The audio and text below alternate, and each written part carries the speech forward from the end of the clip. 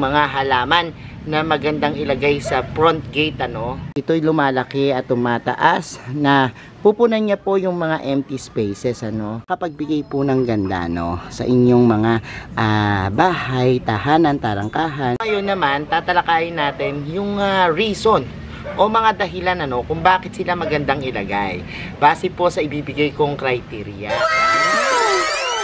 Hello everyone! This is Hermes Unabi ni Dino Park and Eco Garden, and welcome back sa ating YouTube channel. And for today's video, ano ba pag-uusapan natin? Actually, na-take up na natin yung mga halaman na magandang ilagay sa front gate, ano, yung malapit sa ating mga gate. At nakita na natin yung listahan yan. Pero ngayon naman, tatalakayin natin yung reason o mga dahilan, ano, kung bakit sila magandang ilagay base po sa ibibigay kong criteria. Ano kaya yung mga halaman na yan, ano, na ating check kung talagang pwedeng-pwede sila dito sa ating front gate, no? Samahan nyo ako ngayong araw na to, kaya kung ready na kayo mga ka-MDP, tutok lang po.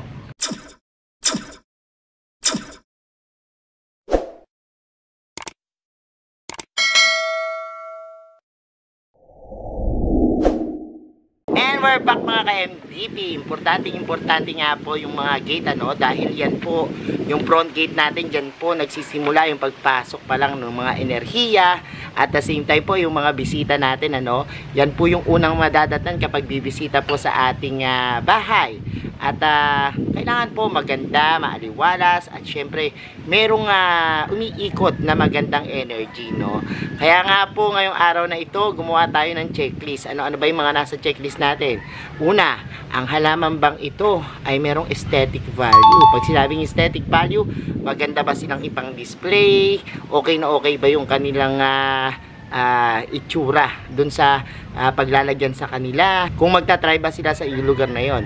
Sa pangalawa nating checklist naman po, yung mga benepisyo, ano nga ba yung maibibigay sa atin ng halaman na ito at talaga namang makakatulong sa ating buhay, sa ating kalusugan. So yan po, ano. Sa pangatlo po natin sa ating checklist, yung simbolismo po nitong halaman na to, no. Ano ba yung kinakatawan niya? Ginagamit ba ito sa feng shui, or ginagamit ba itong pampaswerte? Ayan po ang ating pag-uusapan. Kaya alamin natin yung 5 halaman na to at i-check natin depende doon sa ating criteria binanggit. So samahan nyo po ako. Sa una nating halaman, ito pong mga rubber tree, no. When it comes sa aesthetic value, napakaganda po nito, no, at nagbibigay ng atraksyon sa ating mga tahanan, no. At kapag nilagay nyo po sa ating gate, talagang magbibigay ng kakaibang ganda dahil po ito'y lumalaki at tumataas na pupunan niya po yung mga empty spaces, ano. Kung halimbawa po yung inyong gate medyo malaki at walang display, talaga namang maganda po itong ilagay, ano, dahil ito po'y nagiging parang mataas na puno, ano. Actually, minsan po kapag yung inyong mga rubber plants or rubber tree talaga pong nagmatured na, magkakaroon po yan ng mga sanga-sanga, no, na talaga namang makakapagbigay ng kakaibang ganda. Bukod po dyan, yung kanya pong mga dahon na animoy, mga plastic, ang ganda, no. Yung kanyang deep green na kulay, maganda po sa ating mga paningin. Lalo na po kapag halimbawang yung ating mga rubber plants merong iba't ibang varieties, ano. At halimbawa pong sumusulpot yung kanyang mga dahon, kakaibang ganda rin po yung ibinibigay nung kulay niya, no. Nagbibigay po ng kakaibang accent sa inyong lugar. Ito po ay pwedeng idirekta sa lupa na malapit sa gate, or pwede rin naman pong nakapaso, ano. So pagdating sa aesthetic value, check po tayo sa halamang rubber tree. Sa pangalawa naman po, nagre-release po ito ng moisture na tumutulong po sa atin, ano, para ma-increase yung humidity level sa ating mga tahanan. At nire-reduce niya po yung mga respiratory allergies, kaya maganda sa kalusugan, pati po inflammation, at saka sa mga may asthma, sa may mga hika po, ano, maganda pong benepisyo ito. At kapag halimbawa pong papasok kayo sa inyong mga gate, talaga pong malinis yung hangin na inyong ma-absorb. So check tayo pagdating sa benepisyo ng rubber tree. Sa pangatlo naman po, yung simbolismo. Ano nga ba ang nire-represent ng halamang rubber tree? Unang-una po yung abundance, happiness, and wealth, ano. Yung kanya pong mga bilog na dahon is ideal po, ano, para po dun sa mga corner ng gate, ano. Kung mayroon pong sharp na corner po dun sa inyong mga gate, pwedeng-pwede po sila na labanan yung mga negative energy na galing dyan. At yung kanya pong mga bilog-bilog na dahon na oval shape, ayan po ay sumisimbolo ng kaperahan. Kaya naman po, pagdating sa simbolismo, check na check po tayo dyan sa rubber tree. Sa pangalawa naman po nating halaman, ito pong mga fig tree, no? Kasing pamilya rin po siya ng rubber tree, sa pamilya ng ficus, ano. Pero ang kagandahan po dito, meron naman pong touch ng pagka-curl at ruffles yung mga paligid ng kanyang dahon. At katulad din po ng rubber tree, siya rin po ay malalapad, ano, na talagang nagbibigay ganda. At talagang ma-occupied niya yung space ng inyong mga gate, ano. Kung halimbawa pong sa tabi ng inyong gate, meron kayong ganito, makakadagdag po siya ng ganda. Pwede rin pong idiretso sa lupa, at dahil nga po ito yan nagiging puno, talaga pong kapag lumaki siya, makakatulong po, no, na makapagbigay sa inyo ng lilim kung halimbawa pong talagang medyo mainit yung lugar, ano. Pero ito po, dahil nagiging puno sila, pwedeng nyo direkta sa lupa, at kapag nagkaganon po, maaaring mas lumaki pa po ang inyong mga fiddle leaf. Pero kung halimbawa naman po na gusto nyo kontrolin, maaari nyo po silang ilagay sa paso, ano, para merong minimal na paglago lang at paglaki itong inyong mga halaman. Kung gusto nyo po siyang ilipat sa susunod na panahon, maaari nyo po siyang ilipat, ano. So check po tayo dyan pagdating sa kanyang aesthetic value. Sa pangalawa naman po natin, yung kanyang benepisyo. Unang-una po, ang maganda dito sa mga fiddle leaf ay pinopromote niya po yung physical health, no? Binuboost niya po yung mental well-being, at the same time po nililinis niya yung hangin.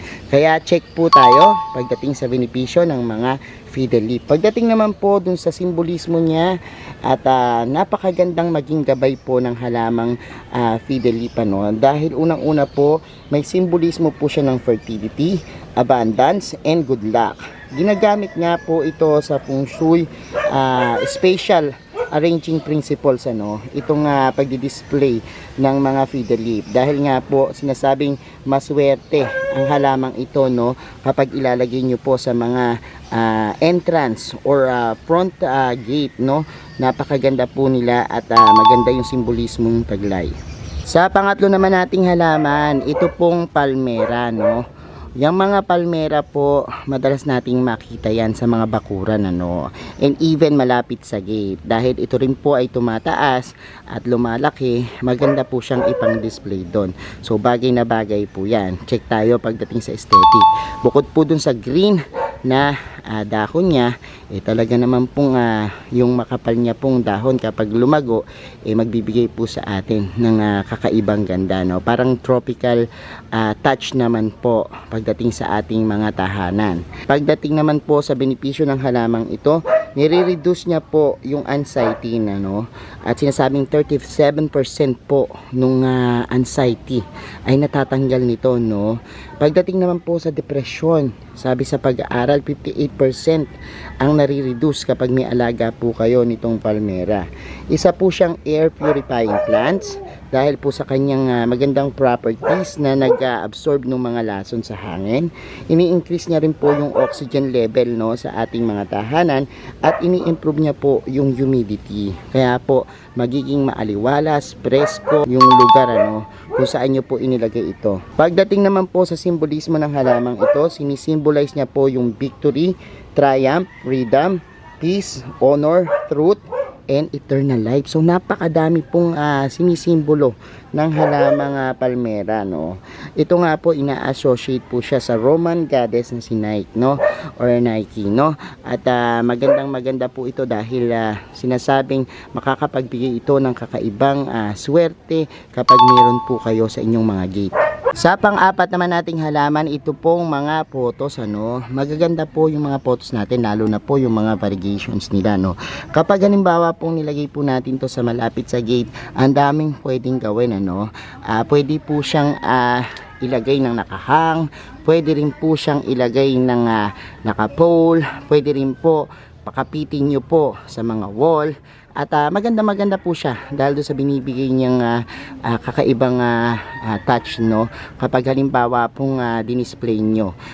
Ito po napakaganda, no, nung kanyang aesthetic value dahil po unang-una takaw atensyon dahil po dun sa kanyang hugis puso na dahon na mabibilog, talaga naman pong magugustuhan, ano, at napaka light po ng approach, ano, kapag nakita nyo po at tititigan ng inyong mga mata. Kaya po check po tayo dyan pagdating sa kanyang aesthetic value. Pagdating naman po sa benepisyong taglay nitong ating mga photos, ayan, nililinis niya po yung ating hangin, ano.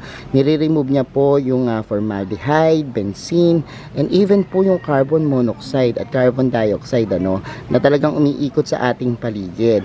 Nire-remove niya po yung pollutants, kaya po napakaganda sa ating kalusugan na meron po tayo nitong mga photos, no. So check po tayo pagdating sa benepisyo. Kung pag-uusapan naman po yung simbolismo ng halamang ito po ay nagsisimbolize ng perseverance, strength, vision, determinations, and positivity. Kaya po ang ganda-ganda ng kahulugan ng halamang ito. Bukod po dyan, nagbibring din po siya ng wealth at syempre good fortune, ano. Sinasabi nga po na kapag mayroon kayong alagang mga photo sa inyong bahay, parang sumisimbolo po yan ng pag-follow nyo po ng inyong mga dreams, ano. So maganda po na kung meron kayong mga goals sa buhay, meron po kayo nito, no, sa inyong gate, dahil pagpasok pa lang po sa inyong mga gate, sa inyong mga tahanan, ay makakapagbigay na po ito ng positive aura, nang sa gayon po ay matupad nyo po yung mga pangarap nyo at yun talagang gusto nyong maging career sa inyong buhay. At sa panghuling-huli po nating halaman, yung ating pong snake plants. Alam naman po natin na ang snake plants ay isa sa mga paboritong halaman na i-display sa ating bahay. Pero kung ito po ilalagay malapit sa gate, kakaibang ganda rin po, ano, dahil kapag halimbawa po gusto niyo po yung maramihan, ano, tapos i-design niyo po sa inyong bakod malapit sa gate, maganda po ito, no. At saka yung papasok, ano, bakit nga ba? Dahil po dun sa kanyang kulay, ano. Actually may iba't ibang varieties po, no. Meron pong plain lang, meron pong mga batik-batik, meron pong may dilaw na nakakapagbigay po ng ganda, no, sa inyong mga bahay, tahanan, tarangkahan kapag halimbawa pong naglagay kayo. So check po siya pagdating sa ating aesthetic value. Pagdating naman po dun sa benepisyong maibibigay ng snake plants, unang-una po, pinifilter niya po yung air, ano. Nire-remove niya po yung toxic pollutant sa atin, hangin, ano, at binuboost niya po yung mental health natin. Effective din po yung snake plants dun sa mga may allergies po, no. Against allergies, pwede po itong snake plants na panlaban dyan, ano. At the same time po, itong mga snake plants talaga pong makakapagbigay sa atin ng magandang pananaw kapag nag-alaga po tayo, no, dahil pinapagana niya po yung ating isipan, at the same time po yung ating malinis na hangin na nakukuha kapag halimbawa may snake plants ay talagang maganda at presko, no. So malinis na hangin, maganda sa ating katawan. Malakas din po itong magbuga ng oxygen. As we all know, yung oxygen po kailangan ng tao, at mas maraming oxygen, mas better po sa atin, ano. Kaya po sa benepisyo po, check tayo dito sa ating mga snake plants. Pagdating naman po sa ating simbolismo ng halamang ito, ini-enhance niya po yung energy, no.